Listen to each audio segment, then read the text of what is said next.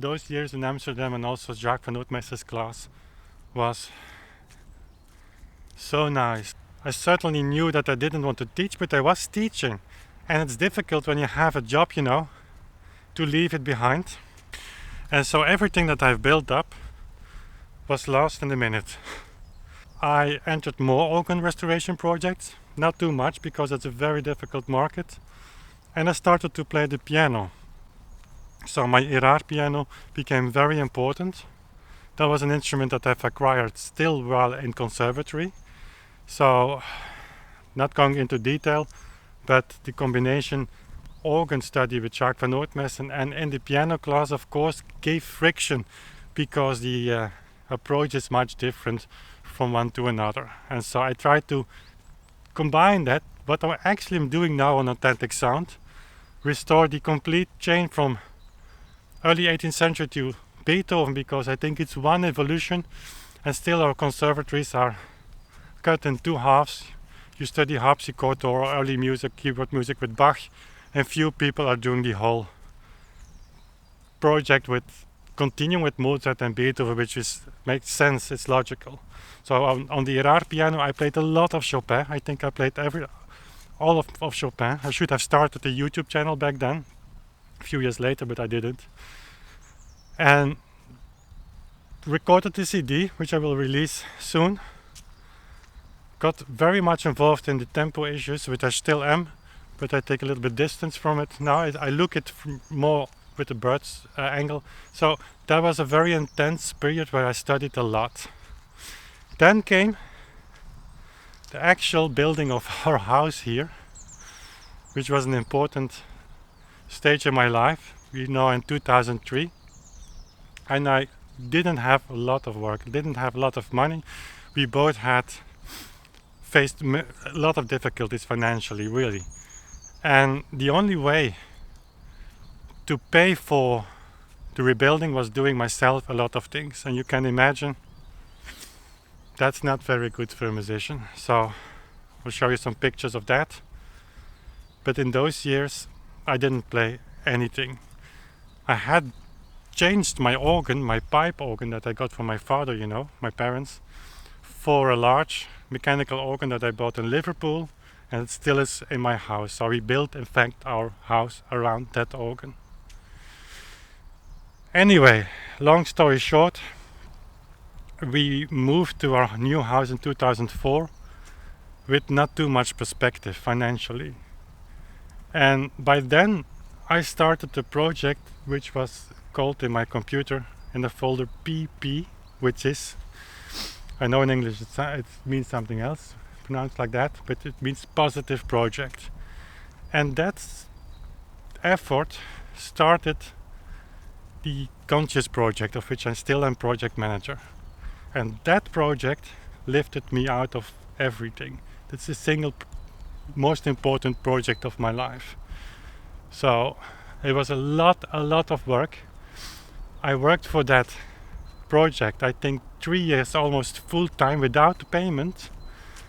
But after it started really to be a real project with real income and real sponsoring, I was paid for it in a way that I could start thinking slowly, not from the beginning, on what I'm doing now.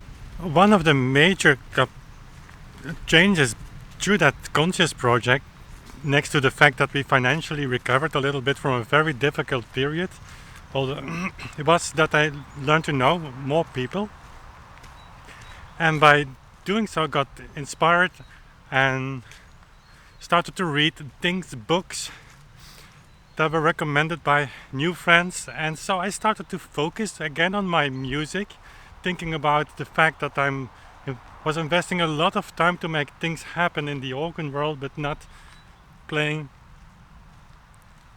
really on a regular basis myself. So what was I doing with my life? So I started to play the organ very intensively again around 2006, 2007. And that led to the production of my CD, my Bach CD, which I recorded on the Thomas organ in Strasbourg in France. And a good friend of mine, the director of a large musical organization, he was the recording engineer, so we had a good time there. And on that particular recording, that session, after one session he said to me at dinner, have you never considered the clavichord to be an instrument for you? And frankly, never. It was never in my mind to have to do something with the clavichord. I was investing now in my organ career with the CD. Afterwards, now I know that, of course, it was a major event for me. I'm happy that I've made that recording. I still think it's very beautiful. It really shows me as an organist, I think. It's almost 10 years ago. But in spite of the fact that more than 200 copies were sent for reviews and that we've got very good reviews, the sales of that CD is really terrible. So I still have some copies at home now. But anyway, there started the virus of the clavichord. And in combination with that, when this conscious project became more and more concrete, one of my tasks was to visit organ builders in Belgium, together with the back then director of Vlentrup organ building in Holland, which was Kees van Oostenburger. He died 1 year later, suddenly, and Jacques van Nootmessen. So I was preparing these visits, and I came in Joris Potvlieger's workshop for the first time. And there stood the clavichord. And he asked me to play on that, and I know I was a little bit afraid, because, clavichords are not easy to play on. And I did. And it was like the sky opening. Angels singing, hallelujah. It was one of those moments that you never forget. I drove home, Anja was with me. And still, while driving, she said, come on, pull over, I take the steering wheel and you call Joris to order one. And so 6 months later, in a very nice 18th century concert hall of my friend Stefan, I gave the inauguration concert of my clavichord. And so that journey of the clavichord started in 2009. Other projects came as well. And so we slowly started to recover. Anja finished her studies as an accountant and she got to work in that field. Was much easier, and that she did for a few years. And then YouTube started in 2014, and you know that story. So looking back now, I have the feeling that I have lost a lot of years of my life not being focused as I am now. And one of the reasons that I am focused, I think, is the constant feel of to make up for those years that I was trying to figure out what I wanted to do. But you cannot make up for years that are lost. And maybe those years are lost. I'm just entered an age above 40, in which you start to realize that life will end one day, and you have a bucket list of things you want to do. Recording all of Beethoven, recording all of Bach, things like that.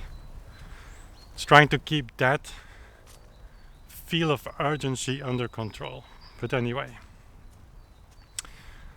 that is in a nutshell one few of the most important moments of my life, and I have to think I'm just speaking to you as you were walking next to me. I'm thinking if I didn't miss something, and probably I did.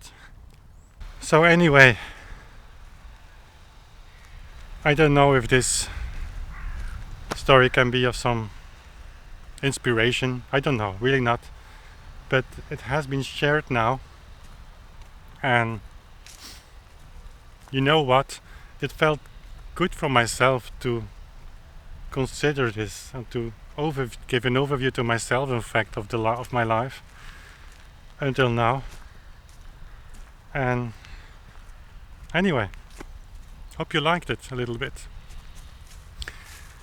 We are finished with the partitas now. Tomorrow will be the last session, number 12 on YouTube. Then I will make a closure video for these vlogs. And March 1st will be Authentic Sound 2.0. looking very much forward to sharing that with you and taking you along with me on this journey, which I hope will last for some years. Thanks for watching, subscribing as always, and we see each other very soon again. Bye.